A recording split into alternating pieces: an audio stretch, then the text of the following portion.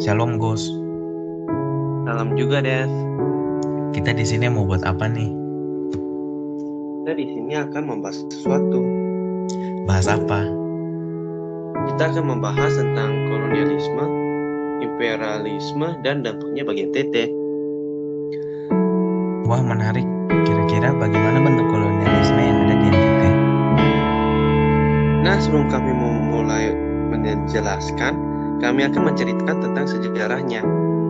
Itu semua dimulai pada tahun 1613 ketika VOC datang dan dipimpin Apollonius Scott untuk menghancurkan kekuasaan Portugis di Asia Tenggara. Nah, pada bulan April tahun 1613, VOC datang ke Solor dan berhasil merebut Solor karena Portugis saat itu sedang mencari cendana di timur.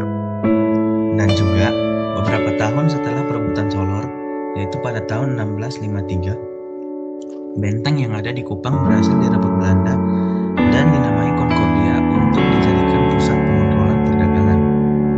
VOC ada dan menguasai NTT hingga 1799, di mana mereka bangkrut karena mereka korupsi. Nah, kan kita sudah jelaskan sejarahnya VOC nih. Sekarang kita juga harus jelaskan bagaimana bentuknya kolonialisme di NTT. Kalau begitu saya mulai lebih dahulu ya. Jadi, pada 1655, Opperhof Jacob Vermeulen melakukan kontrak atau Korte Verklaring pertama pada tanggal 2 Juli 1655 di Amarasi, Sonbai, Amabi, dan Kupang. Korte Verklaring biasa disebut juga dengan kontrak-kontrak singkat. Nah, bentuk kolonialisme dengan membuat kontrak singkat dengan raja-raja lokal disebut dengan sistem networking atau memperluas wilayah kekuasaan dengan membangun relasi dengan orang yang berpengaruh. Wah, sistem networking merupakan bentuk kolonialisme yang dilakukan VOC ya. Selanjutnya saya juga ingin beritahu bagaimana bentuk kolonialisme di kerajaan Belanda. Sama seperti sebelumnya, kita harus tahu sejarahnya dulu nih. Jadi datangnya kerajaan Belanda dimulai beberapa tahun setelah kebangkrutan VOC. Pada tahun 1813, Kupang yang awalnya dalam kekuasaan Inggris langsung berpindah tangan ke Belanda setelah Napoleon Bonaparte dikalahkan di Waterloo dan Residen Hazard menjadi pemimpin tertinggi di Kupang. Banyak hal yang dilakukan Hazard hingga pada tahun 1946 kekuasaan pemerintahan Belanda di Kupang dipindahkan ke Swapraja Kupang dan pada akhirnya Kupang berhasil lepas dari pengaruh Belanda. Wah, ternyata banyak yang terjadi saat Kupang di bawah pengaruh kerajaan Belanda ya. Tapi bagaimana bentuk kolonialismenya? Nah, di masa kerajaan Belanda, mereka juga masih menggunakan sistem networking sama seperti VOC untuk memperluas wilayah mereka. Selain melakukan kontrak-kontrak singkat, mereka juga melakukan sistem non-interference atau New Imperialism dengan membiarkan raja-raja pribumi untuk berkuasa dan saling menaklukkan selama setengah abad, hingga bahkan muncul kejadian potong kepala pada saat itu. Nah, setelah setengah abad raja lokal dibiarkan berkuasa, mereka segera melakukan pasifikasi atau penaklukan raja-raja lokal dengan mencengkram wilayah-wilayah kecil menjadi besar agar kekuasaan wilayah dari Belanda membesar. Wah, ternyata begitu ya bentuk kolonialismenya.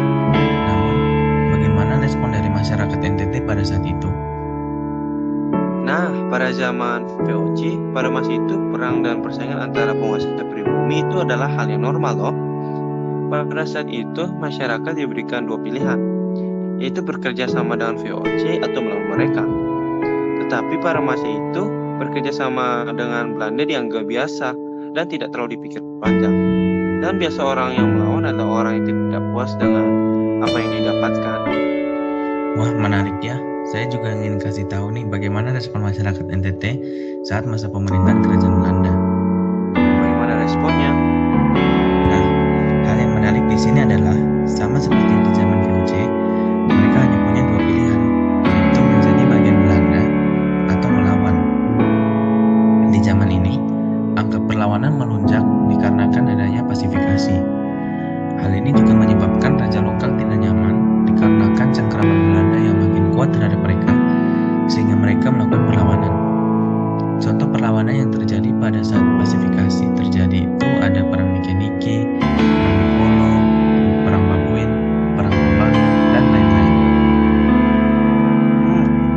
sekali ya. Kira-kira kamu penasaran nggak apa saja dampak yang ditinggalkan saat pemerintahan VOC? Penasaran sih? Kalau begitu saya akan bantu jelaskan. Jadi, di masa VOC tidak banyak warisan yang ditinggalkan bangsa kolonial. Warisannya dimulai dari bahasa Jepang yang dibentuk dari bahasa daerah dan bahasa Eropa. Ada juga marga dari Eropa seperti Colonel, Wickland, dan Timenti. Marga ini muncul padahal sebenarnya Colonel dan Timenti adalah nama jabatan. Selanjutnya ada juga keturunan Eurasia yang merupakan warisan dari bangsa kolonial.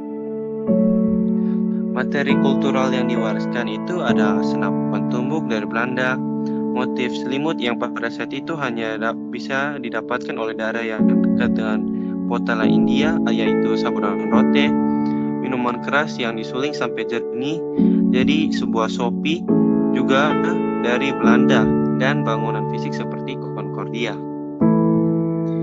Kampung Solor juga merupakan salah satu warisan yang diberikan Belanda. Pada waktu itu, Muslim Solor diajak bekerja sama oleh Belanda untuk melawan Portugis dengan memakai sistem musuh dari musuhku adalah teman.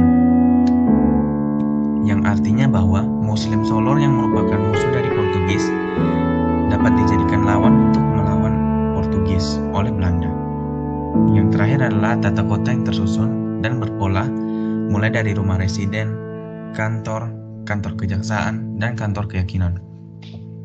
Untuk warisan agama, kekristenan muncul di Rote karena pada saat itu perbudakan masih sangat kuat, dan untuk menghindari serangan dari kerajaan lain, kerajaan di Rote menjadikan kerajaannya menjadi kerajaan Kristen sehingga mendapat perlindungan dari pemerintahan Belanda.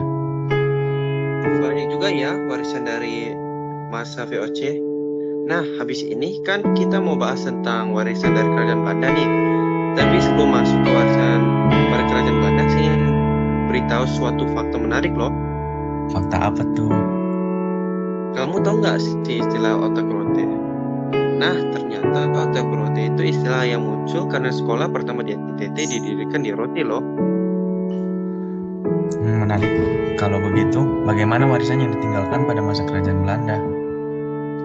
Warisan yang diberikan ada banyak, mulai dari pola pemukiman ke aneka ragam etnik, muncul beberapa infrastruktur modern seperti pelabuhan, sawah, babau, dan jalan raya yang dibuka antara Kupang, Babau, dan Kupang Atambua. Selanjutnya, warisan kultural yang diwariskan itu adalah heritage, rumah jabatan asisten residen, lalu Fortein, dan tanggal 40 yang merupakan pusat dari Belanda. Yang terakhir itu adalah dampak dari segi pendidikan dan pertumbuhan nasionalisme. Wah, ternyata saat itu warisan yang diberikan tidak banyak, namun sangat berdampak hingga sekarang ya. Iya, saya juga penasaran sesuatu nih. Kamu kan biasanya tiap minggu ke gereja nih. Kira-kira pengaruh gereja pada saat VOC dan kerajaan Belanda itu apa?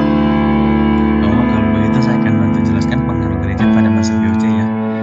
Jadi, gereja yang waktu itu merupakan bagian dari VOC berperan secara internal dengan mengirimkan salah satu pendeta mereka untuk menjaga kerohanian para pegawai VOC pada saat berlayar di kapal.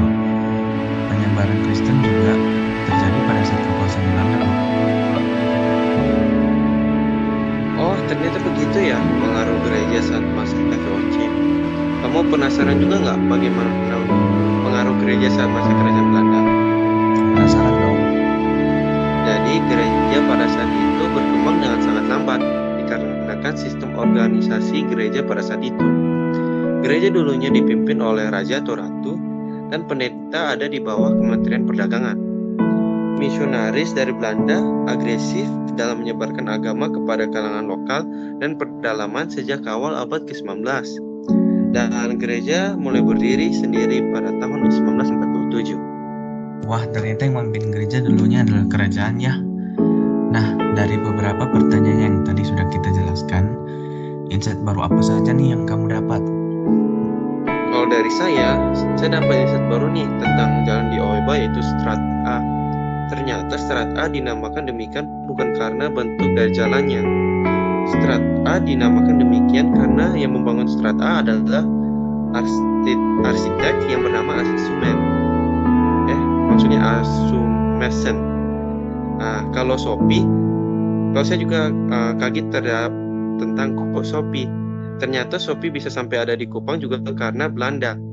Belanda mengajarkan orang-orang pribumi pada masa itu untuk menyuling minuman keras hingga jernih dan menghasilkan Shopee. Wah, menarik. Saya juga dapat insight baru nih. Pertama kali saya mendengar tentang otak rote, saya mengira arti dari kata tersebut itu adalah untuk menghina atau menjelekkan orang rote. Namun, dugaan saya itu ternyata salah. Ternyata otak rote merupakan sebutan yang diciptakan itu karena sekolah pertama yang ada di NTT itu dibuat di rote. Wah, ternyata banyak insight baru ya yang didapatkan dari podcast sejarah kali ini. Jika Belanda tidak datang ke tanah timur, banyak sejarah yang akan berubah. Penduduk timur tidak akan mengenal Shopee, tidak akan mengenal sebutan otak rote, dikarenakan tidak adanya sekolah yang dibangun di NTT. Bahkan orang-orang pribumi tidak akan mengenal sosok Allah yang hebat jika Belanda tidak datang dan menyebarkan agama Kristen ke Pulau Timur. Dan sejarah yang terjadi di Pulau Timur ini, terkhususnya Kupang. Saya belajar bahwa tangan Tuhan tidak terlepas dari sejarah. Semua kejadian yang telah terjadi di Pulau Timur semuanya terjadi karena kedaulatan Tuhan. Apa yang Tuhan inginkan untuk terjadi, semuanya akan Ia lakukan hingga tujuan dan rencana yang dikehendakinya tercapai. Tuhan mendatangkan Belanda ke Pulau Timur, bukan untuk membuat orang Timur menderita, melainkan dengan tujuan yang jelas, yaitu membuat orang Timur mengenal siapa itu Tuhan.